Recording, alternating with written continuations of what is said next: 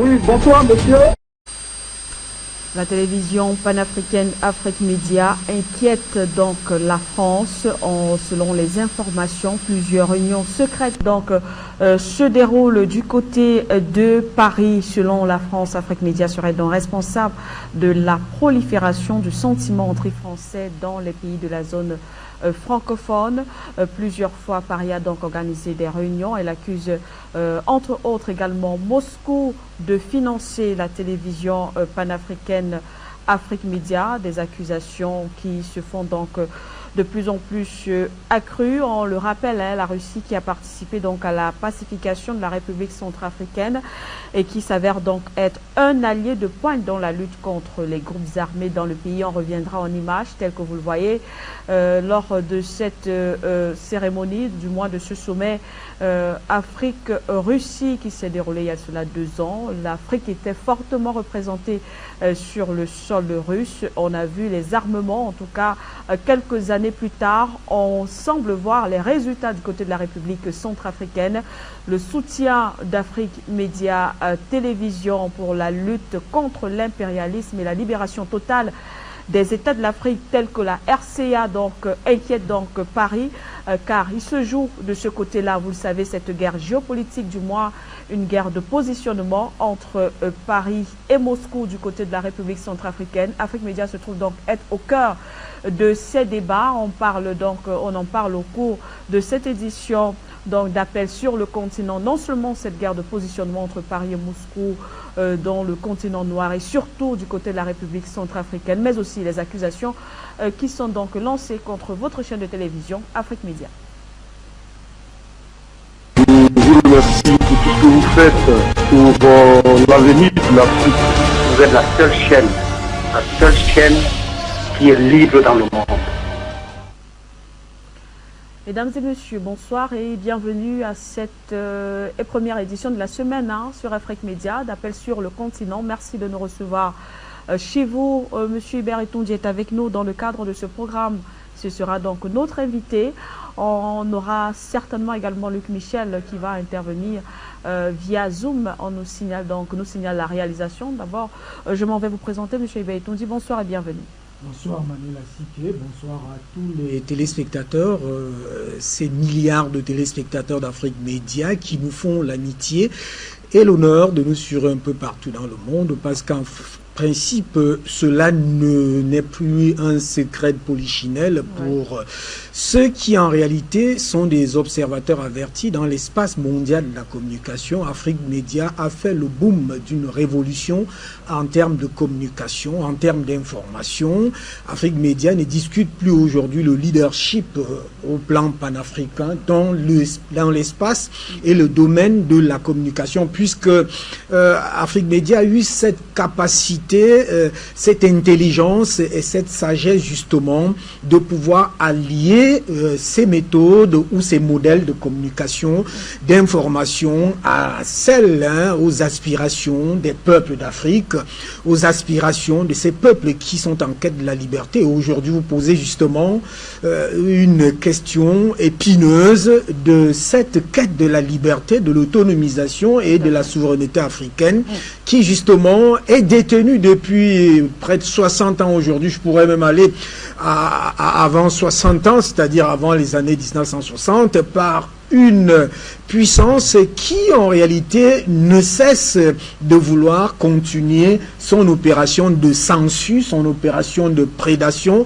son opération de pillage, dans une arrogance, dans une insolence et dans un mépris qui reste toujours le même, alors qu'aujourd'hui, justement, et c'est ça le véritable problème, je veux terminer par là, le véritable problème c'est que en réalité la France se trompe lourdement d'histoire. Elle se trompe de génération, elle se trompe de temps, elle se trompe d'époque.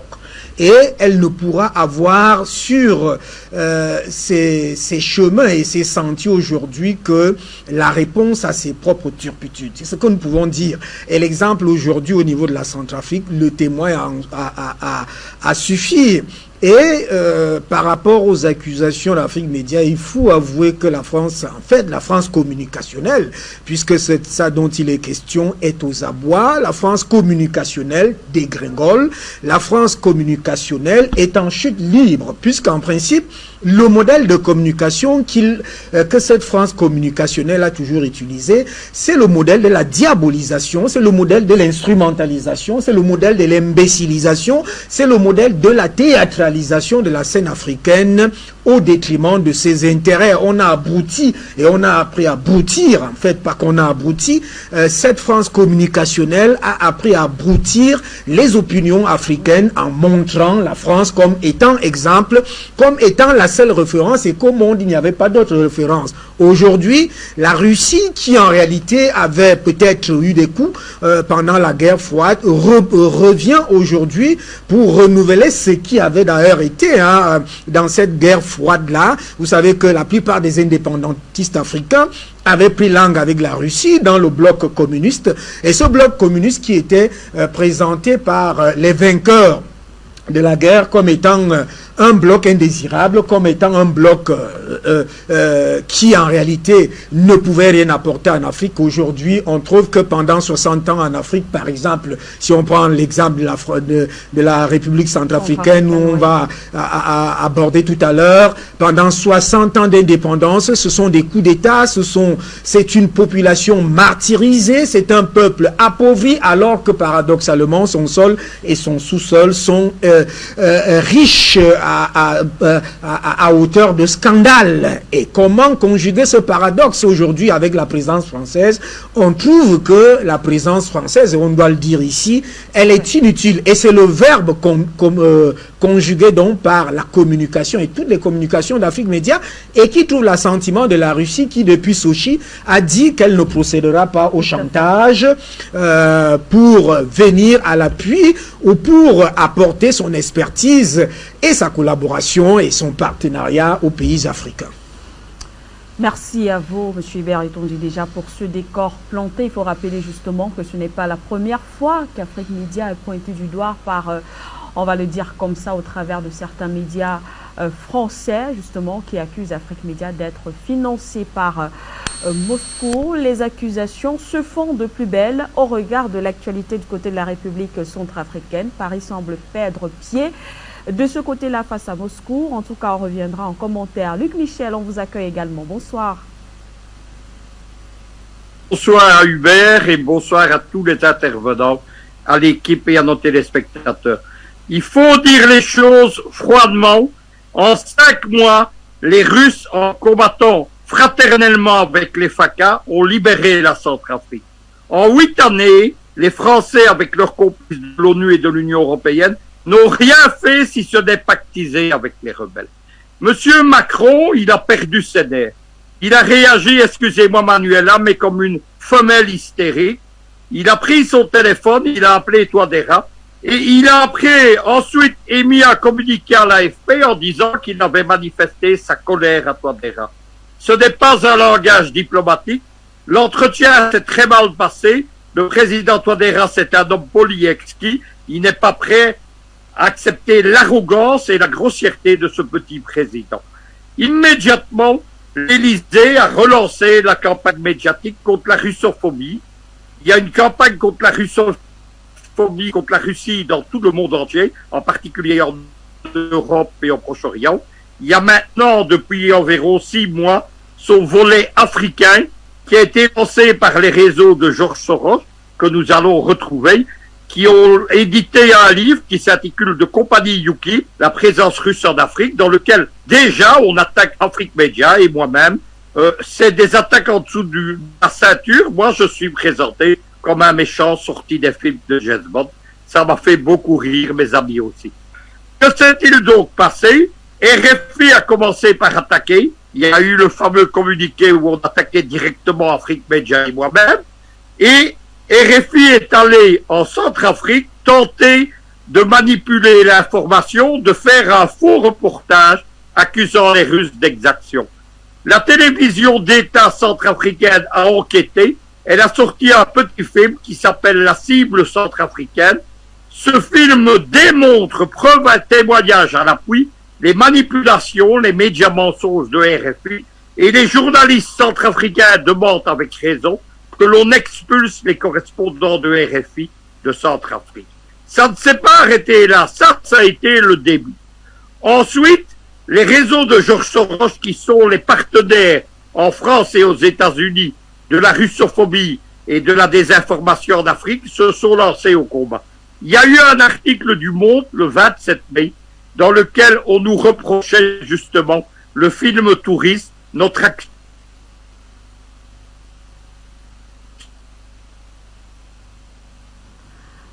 On a perdu Michel. De toutes les façons, nous n'étions pas aimants et nous qui disons la vérité.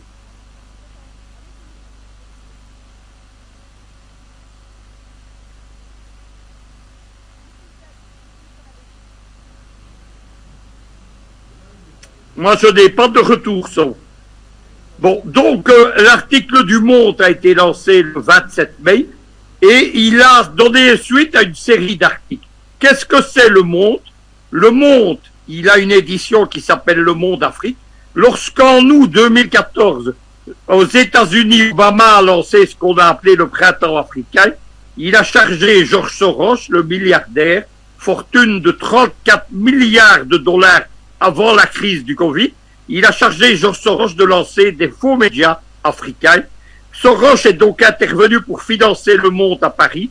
Le Monde, jusque-là, était connu comme un journal de référence. C'est devenu un outil de propagande et de désinformation. Le financement de Georges Soros par Le Monde, il apparaît sur le site du Monde Afrique. Il apparaît officiellement. Le Monde Afrique est financé par Georges Soros, une société aussi en Afrique du Sud, et la fondation Bill et Melinda Gates, Le Monde est petit. Mais ça ne s'arrête pas là. Il y a eu hier un article qui a été publié par Mediapart. Les Africains croient à tort que Mediapart, c'est un organe d'investigation, parce qu'il a attaqué Sarkozy. Simplement, à cette époque-là, Sarkozy gênait François Hollande, et Mediapart, qui est une officine, c'est-à-dire qui n'est pas un média, c'est une officine au service de l'Élysée, avait lancé la campagne. Mediapart, cette fois-ci, attaque les Russes et la Centrafrique. Que font-ils? Ils ont lancé un article dont le but est la déstabilisation économique. On annonce que pas payé, que l'État centrafricain est au bord de la faillite et ne peut pas payer ses fonctionnaires. C'est évidemment le but. Et Georges Soros a fait la même chose avec une ONG spécialisée aux États-Unis qui s'appelle The Sentry. The Sentry, elle n'agit qu'au Soudan, en RDC, en RCA. Depuis 6 mois, elle lance une campagne contre Touadéra. Elle dit que Touadéra, cette terre, c'est évident.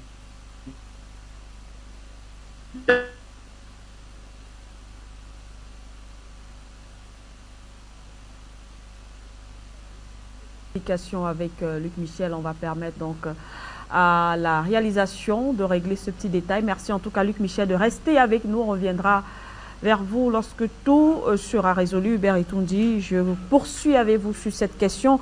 Afrique Média semble-t-il en tout cas se retrouver donc, on va dire quoi, au milieu d'une guerre, précisément surtout parce que c'est à partir de la Centrafrique justement qui a donc eu ce remous autour, on va dire comme ça, de ces accusations concernant Afrique Média qui se retrouve au milieu d'une guerre entre, on va dire, Paris et Moscou.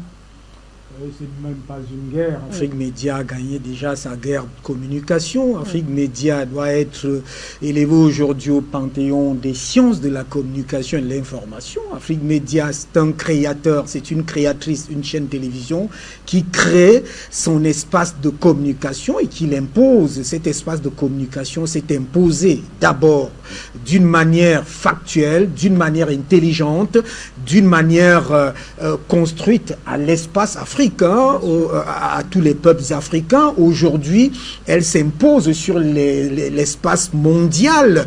Je dois dire que depuis hier soir, j'ai des informations que notre chaîne est brouillée un peu partout en Occident.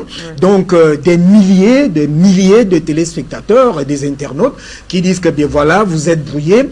Cela, c'est signe d'une victoire. C'est le signe d'une conquête acquise. C'est le signe des hommes qui savent où ils partent, des hommes qui savent où ils viennent. Et donc justement, dire que la Russie finance Afrique Média, attendez, Luc Michel vient de faire dans ce qu'on appelle généralement en jargon communicationnel la diachronie des communications, c'est-à-dire il a pris les faits les plus factuels, c'est-à-dire les plus présents pour pouvoir démontrer qu'en réalité la France communicationnelle et même la France politique et la France géopolitique est en chute libre. Mais en réalité, s'il faut donner des cours au petit président Macron, parce que finalement on serait amené à parler de cette manière, s'il faut donner des cours à ce petit Jupiter, il faudrait faire la rétrospective même de l'histoire de ces relations entre l'Afrique, c'est-à-dire pas seulement le P-carré, mais toute l'Afrique avec la France. Mais c'est quand même une histoire d'un discours. Parce que nous sommes là, si nous prenons cela dans le cadre de la géopolitique, il y a deux éléments qui structurent. Il y a le discours et il y a les idéologies et il y a la pratique même de la politique. Le discours politique de la France depuis le général de Gaulle, c'est un discours de mépris, c'est un discours de sous-humanisation, c'est un discours d'arrogance, c'est un discours de chosification, c'est un discours d'homme à objet. Lorsqu'on peut revenir dans l'histoire, on constate que lorsque ce fameux général qui avait été, c'est un général même peureux, foireux, qui fuit la guerre en France pour aller se cacher en Angleterre, qui fuit en Angleterre pour venir chercher le secours en Afrique en passant par le Cameroun. On peut d'ailleurs préciser dans ce registre de la rétrospective que c'est cette même France qui a lancé le napalm en pays Bassa et qui a liquidé plus de 100 000 personnes en pays Bamileke, et donc c'est de la rétrospective de l'histoire. D'ailleurs, je crois que c'est François Hollande qui disait déclasser ces archives de l'histoire assez secrète et sanguinaire de la France. Lorsqu'on rentre dans cette rétrospective, il faut dire à Emmanuel Macron qu'en réalité, il n'a pas les pieds sur terre parce que ce qui a été construit depuis le général de Gaulle avec la loi cadre Gaston Defferre, c'est la chosification de l'Afrique, c'est les accords secrets militaires incontrôlés en défaveur de l'Afrique dans un esclavagisme prononcé. C'est l'histoire des accords monétaires, le franc CFA, qui est une monnaie nazie, qui a été justement transposée de la France pour l'Afrique.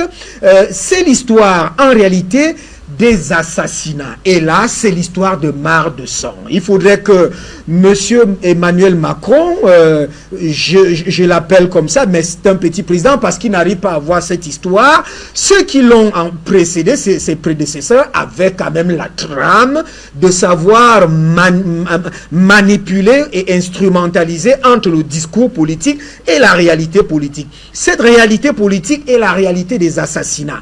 Je vous rappelle que de 1960 jusqu'au dernier assassinat, celui de feu maréchal Idriss Déby Itno, fabriqué par les rebelles, on totalise au moins 25 chefs d'État assassinés en exercice. Donc, c'est l'histoire de sang, c'est l'histoire de la prédation. Et pourquoi ces chefs d'État étaient toujours assassinés? Ils étaient assassinés lorsqu'en réalité, ils manifestaient les velléités de souveraineté, les velléités d'indépendance totale, politique et économique de l'Afrique, les velléités d'hommes libres, d'hommes civilisés, curieusement à cette civilisation importée ou imposée par la France, qui est une civilisation de criminels. Et le cas le plus épatant et le plus éprouvant, je ne veux pas rentrer dans l'histoire de Patrice Emery Lumumba, parce qu'on sait que c'est entre Belges et Français à ce niveau, le cas le plus marquant dans ce giron de la France-Afrique, c'est Thomas Sankara. C'est après son discours d'Addis Abeba, un discours qui remettait en question la dette et qui posait la problématique de l'Afrique de s'industrialiser par elle-même sans payer même la dette. C'est après cela que Thomas Sankara est mort. Donc, on comprend que en réalité, la rétrospective ici de cette histoire politique, de cette géopolitique française en Afrique, c'est la géopolitique de la criminalité, du banditisme, du pillage, du viol et des viols. je veux même extrapoler pour vous dire qu'en réalité, la France aujourd'hui, quand elle parle aux Africains, et surtout les Africains au sud du Sahara, devraient avoir honte. Si Emmanuel Macron, il est passé dernièrement au Rwanda, vous avez tout vu que au Rwanda, le président Kagame a envoyé un ministre des Affaires étrangères l'accueillir. Pourquoi? Parce que lorsqu'on se souvient quand même de cet avion qui, en réalité, a causé le génocide, en fait, d'abord la mort de 2 chefs d'État, et ensuite le génocide de tout un peuple, et que cela, par les enquêtes et la juridiction, en fait, les enquêtes qui ont été orchestrées, on découvre que c'est la France qui était actrice principale de ces génocides. On peut dire à la France que non, vous ne pouvez pas parler aujourd'hui à l'Afrique de manière à dire que vous êtes des hommes civilisés, vous êtes des barbares, vous êtes des criminels. Et donc l'apothéose aujourd'hui, c'est qu'en réalité, avec le président, le président Faustin Archange Touadéra, au niveau de la Centrafrique, c'est une équation qui a été justement résolue pour mettre la France de côté. La France s'est engouffrée elle-même en envoyant le président Faustin Archange Touadéra solliciter l'Organisation des Nations Unies pour un accord militaire. Ben, elle ne savait pas qu'elle avait à faire cette fois-ci. Non à une génération passée, non à une époque passée, non à un temps passé, mais à une génération future qui sait justement ce que l'Afrique a vécu et ce que certainement la France, la Centrafrique a vécu. La Centrafrique est partie de 1960 sous la coupole donc et sous l'égide de la France de révolution de pouvoir à révolution de pouvoir, d'assassinat, de coup d'État, jusqu'à ce qu'on arrive, je ne veux pas faire cette histoire, à l'époque, à cette époque du président Faustin Archange Touadéra. Alors, la question qui se pose est celle de savoir comment comprendre que la France, qui se dit civilisatrice, qui se dit, on lit la devise de ce pays, la justice, fraternité, égalité, ait entretenu ce pays dans l'extrême pauvreté, puisque selon l'Organisation des Nations Unies, la RCA est l'un des pays les plus pauvres, paradoxalement très riche en matière de richesse du sol et du sous-sol. Oui. Donc aujourd'hui, le verbe qui se conjugue est celui, justement, commencé depuis 2011-2012 par Afrique Média. Le financement dont il est question aujourd'hui, en réalité, c'est l'entourloupe. C'est pour méconnaître la capacité, la hauteur, la qualité des communications faites par Afrique Média qui mettent au goût du jour les vérités perpétrées par la France dans ce précaré français aujourd'hui au niveau de la Centrafrique.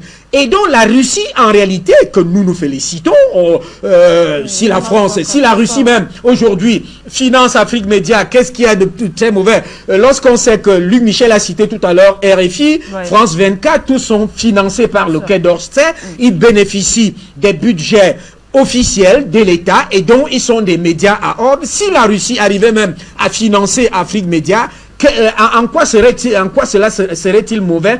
Est-ce qu'un chef d'État africain qui est conscient, qui est honnête, qui est intègre, qui se veut juste et qui se veut digne en Afrique pourrait s'opposer à une telle éventualité lorsque on regarde tout ce que je viens de faire remonter là à la surface? Donc aujourd'hui, on peut dire que la Russie, en principe, suit les pas d'Afrique Média parce que c'est un média qui a mis au goût du jour toutes les forfaitures france-africaines, à commencer par le franc CFA, avec ses accords lyonnais, avec tous ces assassinats en dernier ressort aujourd'hui. Je crois que ce qui conduit et ce qui va enivrer la France jusqu'à ce qu'elle fasse comme le pharaon l'avait fait avec, le peuple hébreu, le peuple juif, c'est le sang versé des Africains. Et le dernier en date, c'est celui du président Idriss Déby Itno. Merci à vous, M. Hubert. Vous faites bien de parler du franc CFA parce qu'il faut dire comme ça en passant, que justement les sujets, les questions qui sont posées sur les plateaux d'Afrique Média sont ces questions qui posent problème. Entre autres, vous avez parlé du franc CFA, vous savez que ce sont des questions assez pertinentes et qui sont restées pendant longtemps très tabous et que Afrique Média a soulevé donc sur ces plateaux l'ingérence, le cas Bolloré en Afrique, du moins les bases militaires étrangères sur le continent noir, des questions qui fâchent en tout cas, mais que Afrique Média soulève sur ces plateaux avec des analyses très pertinentes. Alors, chers téléspectateurs, on vous l'a promis, des images, vous le savez, Afrique Média se déploie à travers le monde pour donner la véritable information. Et pour ce faire, Afrique Média a déployé également une équipe sur le terrain du côté de la Russie, vous le savez, pour justement une visite pour découvrir cet armement russe que la Russie propose donc aux États du monde, mais précisément aussi aux États africains. Alors, je vous laisse avec le concours de la réalisation. Ensuite, on revient. Bonjour à vous, nous voici donc partis pour le second et dernier jour du sommet russo-africain, le forum économique qui a donc bien débuté avec des expositions un peu partout sur tous les secteurs d'activité. Afrique Média a choisi pour vous encore ce matin de revenir sur l'exposition de l'armée russe. On sait, c'est l'une des plus puissantes armées dans le monde et quand on arrive au siège de l'exposition, on peut découvrir avec vous tout ce qu'il y a comme armement, en tout cas en ce qui concerne ce qui a été exposé jusqu'ici, hein, et on peut bien voir ce grand hélico sur lequel je peux lire 1108 et sans rien comprendre de tout cela. Fabrice Béon, alors un grand bonjour à vous, pour vous qui êtes que vais-je dire, notre spécialiste Russie, correspondant international, mais aussi un fin connaisseur de l'armement russe. Alors où se trouve-t-on en ce moment et qu'est-ce que c'est que ça? On se trouve dans la partie d'exposition à l'extérieur du centre de conférence du forum donc Russie-Afrique. Il n'y a pas évidemment tout le matériel, c'est quelques éléments à destination évidemment de l'Afrique, puisque tout n'est pas représenté, certains armements lourds qui correspondent à des affrontements en général entre États, ce qui n'est pas le cas aujourd'hui en Afrique. C'est plus un combat donc anti-terroriste. Et dans le cas présent, l'hélicoptère que nous avons devant nous, effectivement, le Mi-35P, c'est un hélicoptère bien utile aujourd'hui dans le combat justement contre les groupes terroristes qui peuvent pulluler dans la région. Donc à savoir dans le cas précis, en Syrie, il a fait ses preuves et bien évidemment il est exposé ici puisque, comme vous le savez, en Afrique de plus en plus, bien malheureusement, se pose la question des entre guillemets groupes rebelles et plus à même, il faudrait les appeler les groupes terroristes. Je parle à Boko Haram, mais aussi certains groupes qui, dans certains pays, empêchent. Dans le Sahel, Al-Qaïda au Maghreb islamique. Voilà, mais même aussi des petites rébellions qui peuvent encore exister, par exemple comme en Centrafrique, qui empêchent aujourd'hui la paix et la stabilité de pouvoir être établis et que les États en question puissent retrouver leur totale souveraineté et donc de maîtrise de leur destin et dans le cas précis de leur développement économique évidemment. Est-ce qu'on a une idée quand même de la portée, la force de frappe de ces genres d'engins? Oui, bah, ils ont. J'ai pas en tête effectivement précisément le rayon d'action. Pour autant, cet hélicoptère, c'est quand même un hélicoptère lourd d'attaque. Comme vous voyez, il n'est pas non plus léger. Il a le pilote et on va dire le tireur. Oui. Le reste, ce ne sont que des mécanismes effectivement le moteur, le contrôle. Comme vous voyez ici, par exemple, c'est un élément de radar afin de voir même de nuit. Oui. C'est ce qui permet donc de pouvoir tirer sur les groupes terroristes. Et qu'on voyait à la télé ou sur YouTube des fois des vidéos qui précisent donc on voit les tirs de nuit sur des groupes terroristes en Syrie. Dans le cas précis, c'est cet hélicoptère qui agit. Alors vous avez effectivement là, vous avez directement les tirs de roquettes qui sont... Juste sur les ailes là, c'est ça? Oui, voilà, sur les ailes, sur les ailerons. Donc ça c'est un élément de tir de roquettes très, très précis. Vous avez aussi un peu plus loin, donc vous avez cet élément qui est une sorte de petit canon, on va dire. Petit canon, et ce que nous avons vu précédemment qui est à la tête de l'hélicoptère, c'est on va dire tout simplement une mitrailleuse directionnelle qui permet de pouvoir suivre par exemple un convoi, une voiture, de tirer dessus, donc de le stopper et après avec ses roquettes effectivement de le détruire. Alors quand on fait face quand même à des rébellions, comme c'est le cas sur le continent africain, vous avez parlé par exemple de la Centrafrique avec tous ces différents groupes armés, vous avez parlé de Boko Haram dans le bassin du lac Tchad, entre le Cameroun, le Nigeria, le Niger et bien sûr ce Tchad même. Alors face à tout cela, est-ce que ceci ne serait pas un peu excessif? Je veux dire, économiquement, c'est vrai que vous me direz, pour bien garder l'économie, il faut la sécurité. Oui, c'est une condition. Comme d'ailleurs dans le cadre du forum, Poutine, comme le Premier ministre Medvedev, la Fédération de Russie, ont bien précisé que ce qui les intéressait évidemment en Afrique, c'est des investissements, mais aussi des garanties sur les investissements. Alors évidemment, il y a tous les éléments qui tournent autour de la garantie juridique, mais aussi de la garantie de si un investissement puisse se faire, que les conditions donc de l'investissement économique soient stables, la situation du pays soit stable. Et ça, évidemment, comme vous l'avez précisé, c'est bien la paix. Ouais. Et pour la paix, il faut, qu'on dit, faut préparer aussi un peu la guerre. Et cet hélicoptère n'est pas aussi cher que ça, puisque c'est une sorte de garantie. Si vous avez des groupes... On dit c'est pas aussi cher que ça. Ça veut dire que est-ce que c'est à la portée des États africains, un pays comme la Centrafrique que vous avez cité par exemple? Oui, non, mais bien sûr, pour deux raisons. Premièrement, parce que combien coûtent ces guerres qui empêchent les États de pouvoir développer leur pays. C'est le premier élément. Mais pour la Centrafrique aujourd'hui, l'État en lui-même est en voie de rétablissement. Mais est-ce qu'il contrôle totalement son territoire et ses ressources? Non. Il est plus ou moins pillé par certains groupes. Qui trouvent évidemment preneur au niveau international, ça c'est une autre question.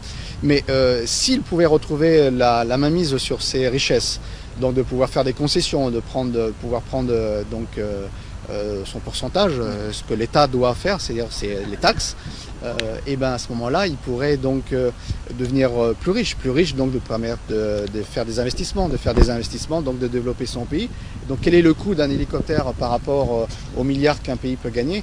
Ce n'est pas grand-chose. Et surtout en rétablissant la paix, ça permet simplement aux populations de vivre, et non pas de vivre dans la peur, mais simplement de vivre normalement, de ne pas avoir peur du lendemain, et c'est essentiel la psychologie lorsqu'on veut redresser un pays. Très important. Alors, on va peut-être quitter de là, et comme tu peux le voir, nous sommes tout à côté de ce qui peut faire mal, et donc on va avancer aux terroristes, certainement, heureusement, nous n'en sommes pas terroristes. Alors, là, c'est un missile, je crois.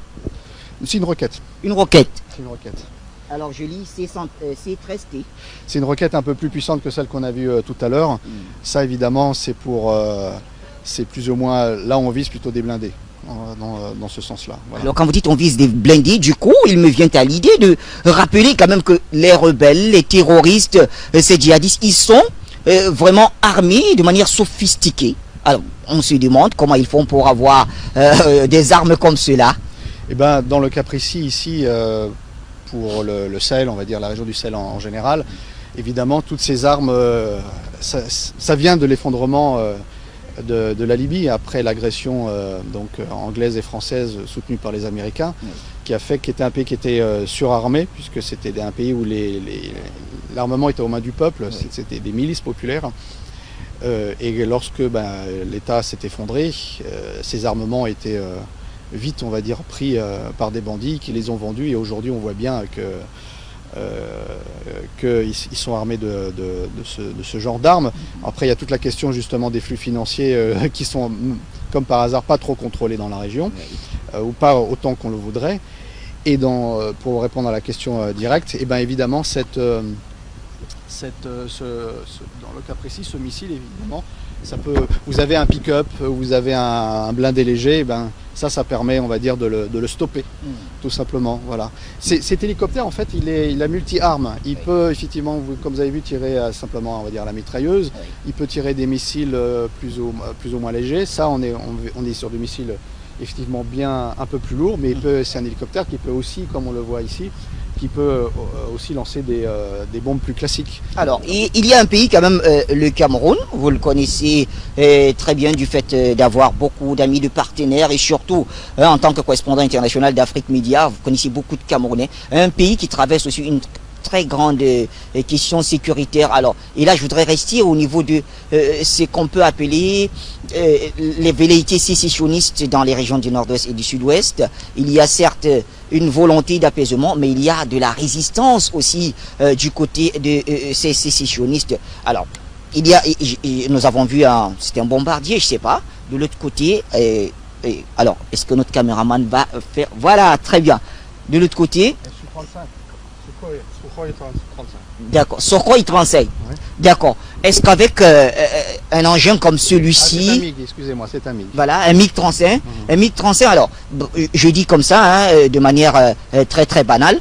Est-ce qu'il peut quitter, par exemple, de N'Djamena pour le sud-ouest du Cameroun, disons, en 10 minutes et faire le travail dans les forêts où se cachent ces sécessionnistes? 10 minutes, je pense pas.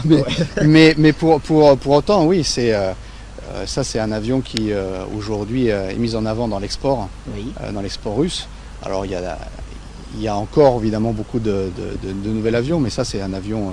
quand même assez modernisé de dernier cri. Oui. Et c'est plutôt un avion dans le cas précis, l'armement que l'on voit là, il est dans sa configuration d'attaque.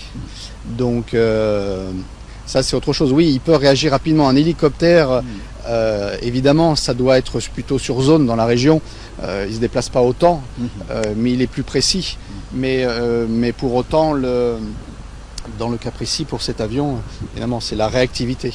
Oui. Donc voilà. Donc, mais c'est plutôt une arme. Mais c'est un avion quand même ultra rapide, je crois. Oui, bien sûr, bien évidemment. Oui, oui bien évidemment. Mais ça, c'est pour justement réagir d'une manière rapide, comme vous l'avez précisé. C'est un avion qui, en quelques minutes, peut passer, faire des centaines de kilomètres. Oui. Et donc réagir rapidement, par exemple, à Boko Haram qui voudrait, là vous parlez de sécessionnisme, mais il y a aussi Boko Haram dans le nord qui de temps en temps faisait ou fait des incursions. Voilà, mais ça c'est plus destiné effectivement à des groupes terroristes par exemple, assez armés. Si on parle de guérilla, ça peut évidemment sur des points précis de rassemblement, mais dans le cas précis, un hélicoptère qu'on a vu, c'est plus la chirurgie esthétique, on va dire, c'est plus précis. Voilà, c'est-à-dire que là, ça serait excessif que d'utiliser ceci. Non, c'est jamais excessif. Quand on veut évidemment avoir une armée prête à défendre le territoire, il faut avoir tout le panel, évidemment. Pour un pays africain, par exemple, il n'est pas présent ici, mais il y a le système Pantsir. C'est un système de défense anti-aérien, on va dire, à courte portée. Oui. C'est le système qui défend, par exemple, la base aérienne en Syrie, la base aérienne russe en Syrie. Et on a vu avec toutes les attaques de drones qu'ils étaient très efficaces parce qu'ils n'ont jamais réussi à taper un seul avion russe. Donc ça peut, par exemple, un S-300, S-400, c'est pas utile à l'heure d'aujourd'hui en Afrique. Mais des systèmes Pantsir contre les drones, parce que ça va arriver, ça, bientôt en Afrique, très certainement.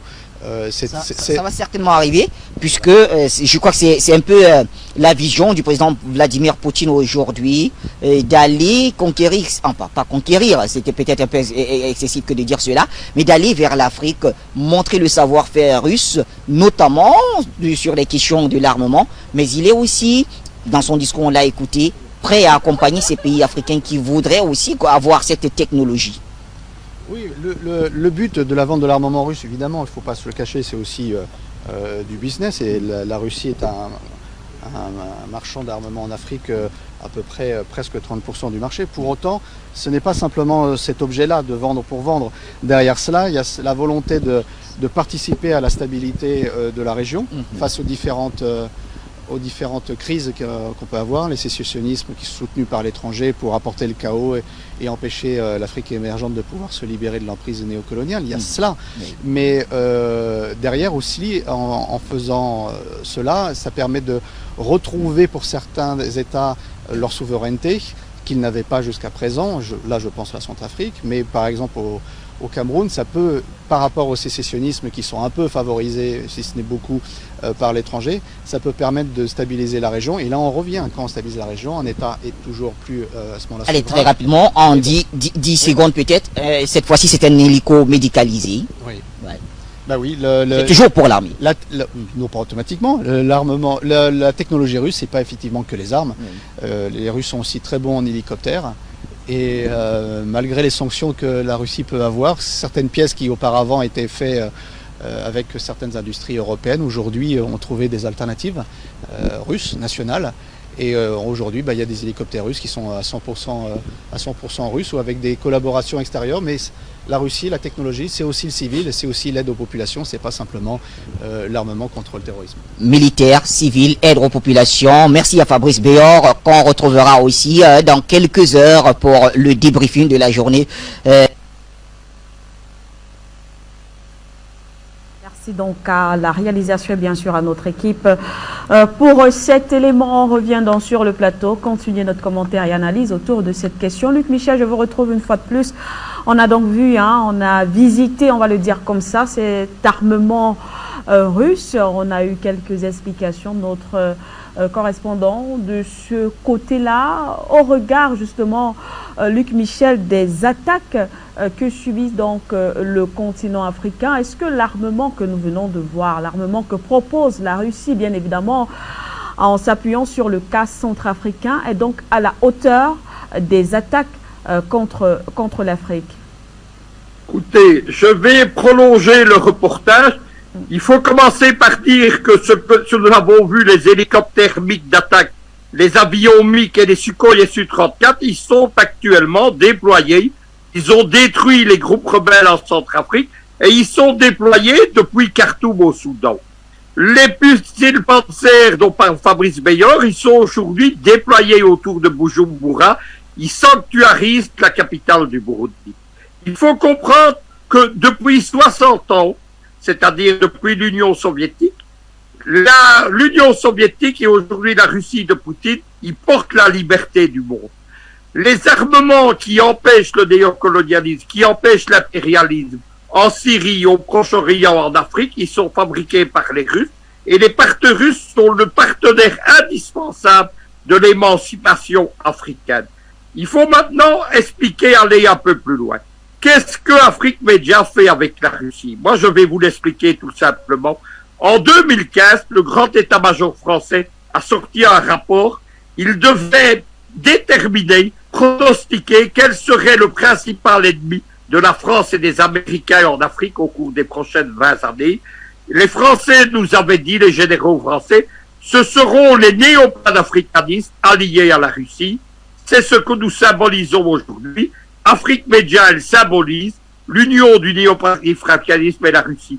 Et je vais dire que pour une fois, je vais parler de moi et de Fabrice Béor, nous symbolisons 40 ans de ce combat. Fabrice Béor, qui est le correspondant d'Afrique Média en Russie, c'est toujours mon secrétaire général.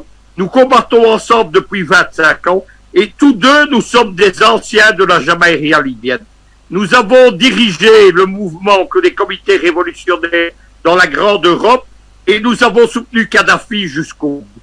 Lorsque la Jamaïria a été détruite, la question s'est posée, est-ce que nous allons continuer le combat en Afrique? Et bon Michir Mohamed Ladan, mon ami Gilbert Comto, qui est un Camerounais, qui est mon secrétaire général en Afrique, nous a amenés sur le plateau d'Afrique Média. C'était en février 2014. Nous ne sommes jamais repartis. Aujourd'hui, évidemment, nous avons contribué à transformer Afrique Média en une grande télévision internationale. Vous savez que j'ai lancé au cœur de Bruxelles en 2019 Afrique Média Bruxelles. Et depuis, je suis une cible de premier plan pour les réseaux de la France-Afrique et leurs complices belges et américains. Vous avez vu que dans le livre de Compagnie Yukim, je suis attaqué directement. J'ai été attaqué sur RFI avec Afrique Média. Et en ce moment, on me fait des procès fiscaux en Belgique pour tenter de me mettre en faillite. C'est contre cela que nous nous battons. Nous faisons peur. Nous sommes puissants. Dans le livre de Compagnie UKIP, nous expliquons que nous représentons un réseau multimédia dont Afrique Média est le fleuron et qu'avec cela, nous avons changé la donne médiatique en Afrique. Aujourd'hui, ce n'est plus RFI, la BBC, CNN, la RTBF, la Deutsche Welle, tous les médias de l'OTAN qui font la loi.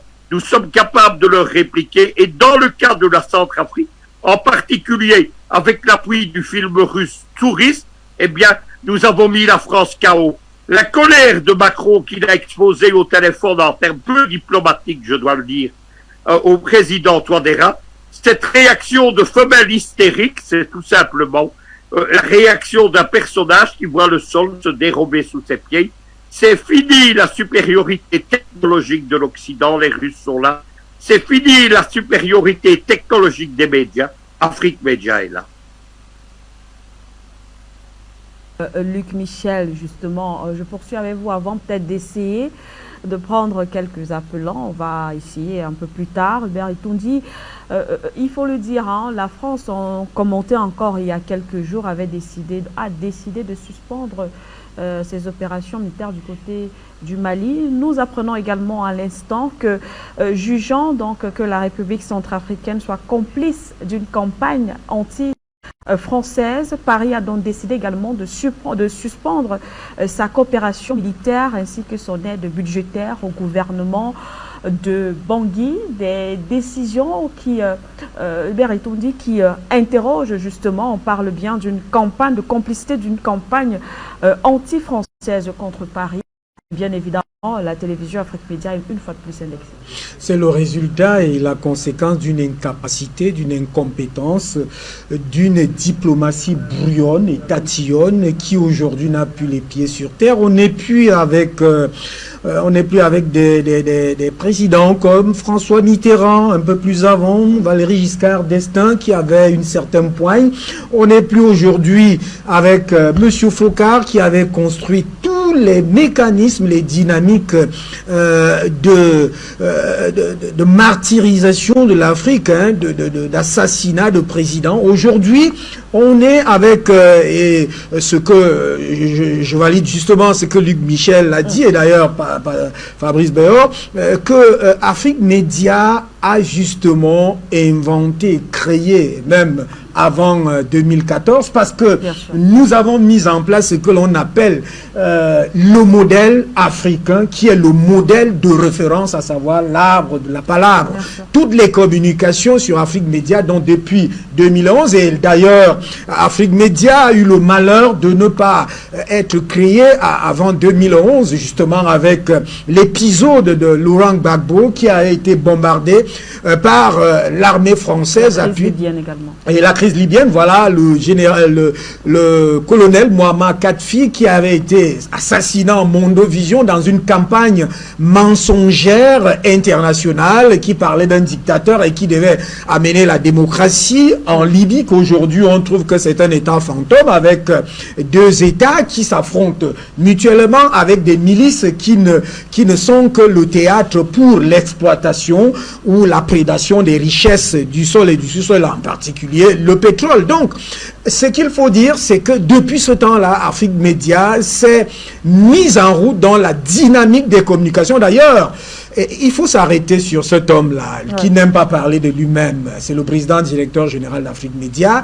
qui est assez effacé, qui est assez réservé. Depuis ce temps-là, c'est difficile que vous le voyez prendre la parole en public. C'est difficile que, quand vous l'apercevez, et d'ailleurs, ce qu'on vient de montrer là, cet armement, il faut dire qu'en réalité, il était dans les coulisses et les couloirs de pouvoir voir ce que cet armement peut justement apporter à l'Afrique. On voit aujourd'hui ce que ça apporte à la Centrafrique. C'est donc dire qu'en réalité, Manuel Asiké, lorsque vous parlez d'une France en réalité qui est en déroute, d'une France qui est en décrépitude, d'une France qui est en décomposition, parce que justement Luc Michel venait de le faire remarquer, toutes les bourses internationales sont claires, la France n'arrive pas à payer ses fonctionnaires.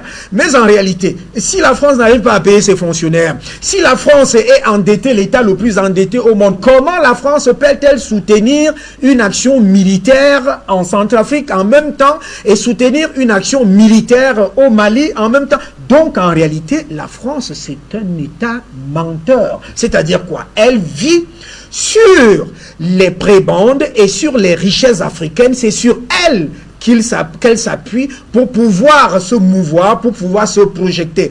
Le mensonge aujourd'hui est donc fini parce que l'armement, d'ailleurs, pour exterminer et éradiquer les rebelles sous la conduite du président, de l'ex-président devenu rebelle François Bozizé, les Soukhot sont partis du Soudan, hein, ils n'étaient pas basés en Centrafrique parce que l'aviation aérienne en Centrafrique qui avait justement ramassé chasser les rebelles par les airs, c'est des Sukhot. On les appelle les marteaux du ciel. C'est ce qu'on vient de voir là parmi les avions qui sont présentés. Ils sont, en réalité, c'est une possession russe. Et je dois d'ailleurs dire que lorsque la Russie parle en termes militaires, la France doit rester à côté, doit rester derrière, doit se taire. D'ailleurs, un épisode justement entre je l'appelle le fanfaron, le grimaçant, Nicolas Sarkozy avait été sermonné par le président Vladimir Poutine en lui disant que dans cette affaire, ton pays c'est petit comme ça, toi-même tu es petit comme ça là, et si justement tu veux que je me mette en action, je veux te réduire, c'est-à-dire je veux te mettre à plat. Donc c'est un peu ça. Ce qui est clair aujourd'hui, c'est que la Russie a pris toute la mesure, tout l'engagement. J'ai beaucoup aimé un des mots de Fabrice Béot, d'ailleurs repris par Luc Michel, c'est que nous sommes dans ce temps de liberté, dans ce temps de libération.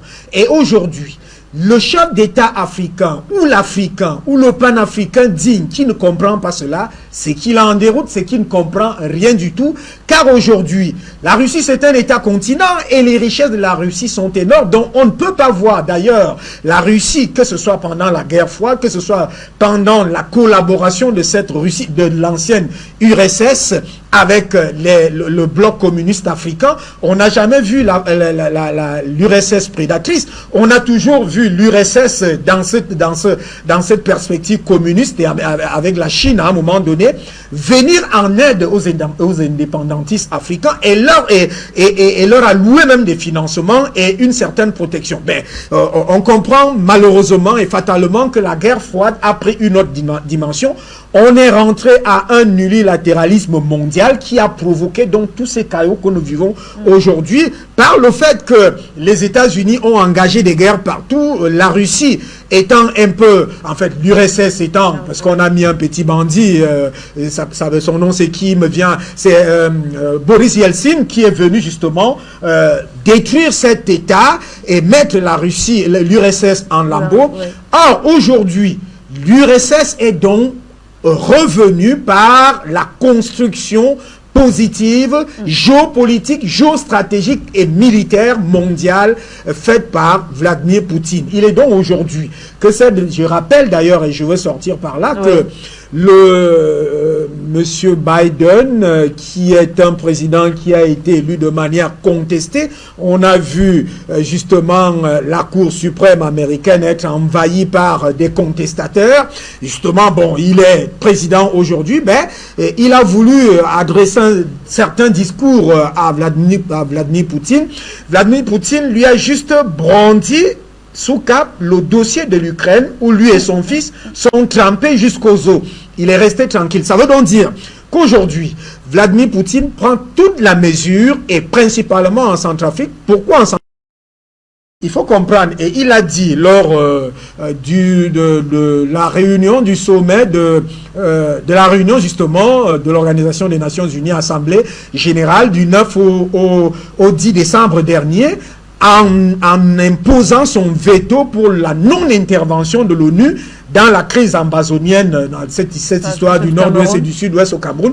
Il a rappelé l'histoire à l'ONU en disant que ce qui se passe au sud-ouest, au nord-ouest du Cameroun, c'est l'ONU qui est responsable. Et l'ONU ne peut donc pas encourager ce qu'elle-même a autorisé. Il a rappelé, et c'était une leçon à la France, à Emmanuel Macron, que pour lui, ces États sont tellement liés qu'il suffit d'un désordre et d'un trouble dans un de ces États que les autres tombent. C'est pour ça donc que la Centrafrique ou la RCA étant au milieu de tous ces États, le stratège, parce que Poutine, c'est ça, c'est le géostratège.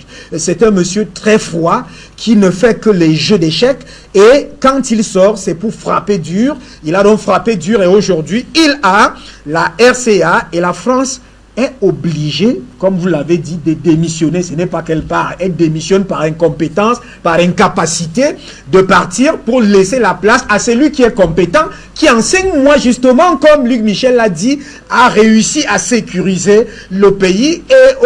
Et la deuxième étape, ce sera justement le Mali, parce que le Mali, c'est aussi un autre état tampon entre l'Afrique de l'Ouest et l'Afrique de l'Est. Merci une fois de plus à vous.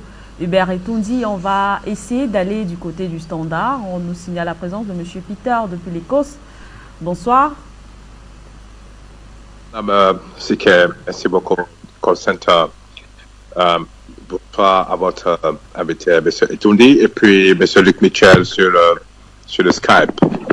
Je veux une petite contribution sur la thématique de ce soir. Mais avant de parler sur la thématique, ce que je voudrais que les gens y comprennent, parce que moi, hier, Sunday, j'ai reçu des informations très claires qui m'ont un peu fait réfléchir. C'est que la France a compris qu'elle a perdu le Mali et elle est en train de perdre le Burkina Faso. Et actuellement, elle est en train de faire mains et pieds pour empêcher la route de la soie entre le Soudan, le Tchad, le Niger et le Mali. Donc, du coup, ils ont jeté tous les dévolus sur le Niger. Ça, c'est une parenthèse. Le problème que je vais exposer ce soir, c'est d'abord la faiblesse de Paris devant le grand rachat. Deuxièmement, on constate que Paris n'a plus rien à perdre. Elle a commencé à opter pour les politiques de la terre brûlée. Aujourd'hui, nous qui sommes en Europe, parce que j'étais hier en Allemagne à Munich chez mon ami, on voulait regarder Afrique Média, le grand débat, impossible. On ne peut plus voir sur le satellite parce qu'on est sur le réseau européen. C'est impossible de voir Afrique Média. On a essayé sur Google, on n'a pas pu voir parce que le lien, il est fermé. Il faut forcément Facebook.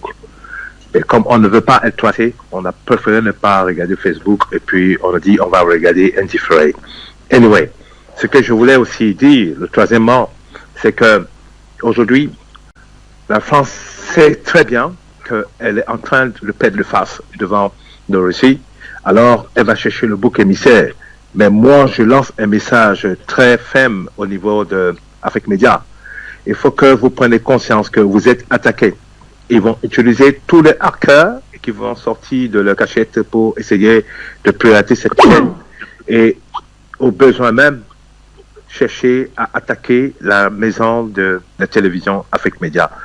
Je vous dis ça de façon très confidentielle et j'aimerais que vous en preniez conscience de ce que je vous dis parce que il faut que cette chaîne continue d'émettre et pour que les téléspectateurs de la diaspora puissent apporter le plus et que ceux qui vous suivent aussi partout dans le monde également entendent et écouter la vérité que vous faites sortir à travers vos informations et puis vos grands panélistes comme le Luc Michel, comme les Banakali et consorts qui parlent tous les jours.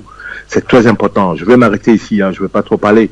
Merci beaucoup Afrique Média et puis prenez soin de vous. Bon après-midi. Bye. Merci à vous, M. Peter. Merci. On va prendre notre téléspectateur Delphin. Bonjour.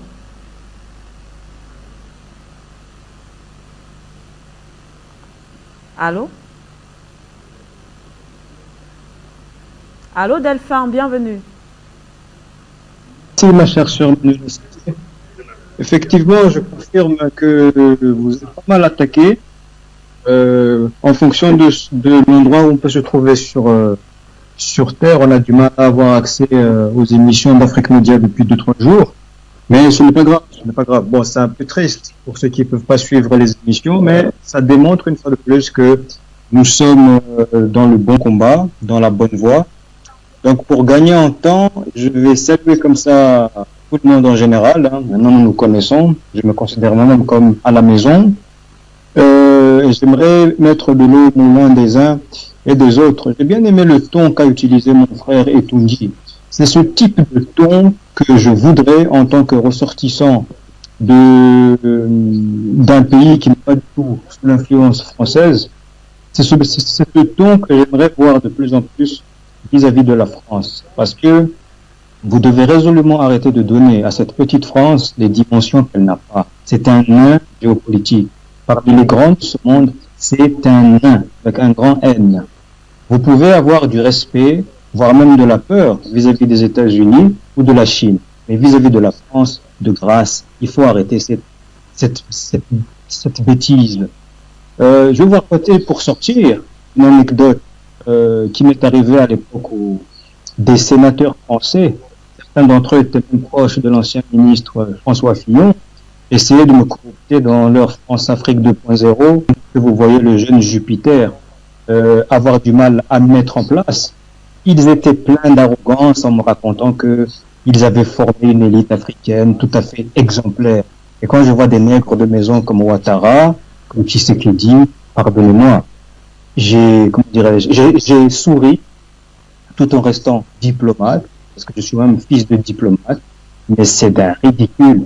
Imaginez-moi accepter d'être représenté par des bouffons, passez-moi le terme, comme Ouattara. Il est hors de question, ou comme celle-là même qui passe à l'écran, Fatou Bensouda. C'est un ridicule. Donc il faut arrêter de donner à la France des fonctions, des dimensions qu'elle n'a obtenues que par le brigandage et l'assassinat de vos chefs d'État, et commencer à la traiter comme la petite puissance régionale qu'elle a toujours été en vérité, si certains d'entre nous n'avaient pas été séduits par la franc-maçonnerie et toutes les autres méthodes de détournement, mais qui ne fonctionnent plus aujourd'hui. Aujourd'hui, les grands de ce monde, ils ne sont pas nombreux. Ils sont trois. Les États-Unis, la Russie et la Chine. Point. Les autres, on peut négocier et leur appliquer une réciprocité sans hésitation. Donc, bon courage à mes deux grands frères, colonel Goïta, son homologue Touadéra et les autres qui voudront suivre le même chemin en zone CFA et Afrique Média. Le monde, c'est nous. Ne vous inquiétez pas pour les soucis, on va finir par gagner.